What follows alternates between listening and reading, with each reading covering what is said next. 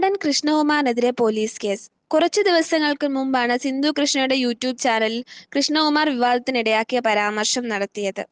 പണ്ട് തന്റെ വീട്ടിൽ പറമ്പ് വൃത്തിയാക്കാൻ രാവിലെ വരുന്നവർക്ക് ഉച്ചയ്ക്ക് മുറ്റത്ത് കുഴികുത്തി ഇല വെച്ച് അതിൽ പഴഞ്ചോറിട്ട് കൊടുക്കുന്നതും ജോലി ചെയ്തു തളർന്ന് അവർ അത് ആർത്തിയോടെ കഴിക്കുന്നത് നോക്കി നിൽക്കുന്നതും കൃഷ്ണകുമാർ പറയുന്നു. വീട്ടിൽ ഭക്ഷണമെല്ലാം ഉണ്ടെങ്കിലും പണിക്കാർ കഴിക്കുന്നത് കാണുമ്പോൾ കൊതി തോന്നാറുണ്ട് എന്നും പറയുന്നു. ഇതിനെ ബിഗ് ബോസ് താരം റിയാസ് സലീം എതിർത്ത് സംസാരിക്കുകയും തുടർന്ന് പല യൂട്യൂബർമാരും ഈ വിഷയം ഏറ്റെടുത്ത് ചർച്ച ചെയ്യപ്പെടുകയും ചെയ്തിരുന്നു. പാത്രത്തിലോ ഇലയിട്ട് വീടിനകത്തോ ഭക്ഷണം കൊടുക്കാതെ പറമ്പിൽ മണ്ണിൽ കുഴികുത്തി അതിൽ ഭക്ഷണം കൊടുത്തത് തൊട്ടുകൂടായ്മ, തീണ്ടിക്കൂടായ്മ എന്നിങ്ങനെയുള്ള കുറ്റകൃത്യമാണെന്നും അത് നിസ്സാരവൽക്കരിച്ച് പറയുന്നത് തെറ്റാണെന്നും പലരും ചൂണ്ടിക്കാട്ടി. എന്നാൽ കൃഷ്ണകുമാർ ഇതിലൊരു തരത്തിലുള്ള വിശദീകരണവും നൽകിയിട്ടില്ല. മനുഷ്യാവകാശ സംഘടനയായ ദിശ ഇപ്പോൾ കൃഷ്ണകുമാറിനെതിരെ പരാതി സമർപ്പിച്ചു.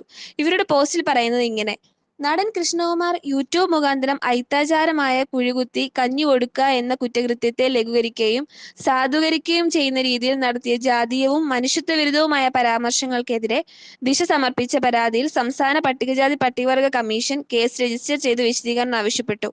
എറണാകുളം ജില്ലാ പോലീസ് മേധാവിയോട് 7 ദിവസത്തിനകം അന്വേഷിച്ച് റിപ്പോർട്ട് നൽകാൻ ഉത്തരവിട്ടിട്ടുണ്ട്.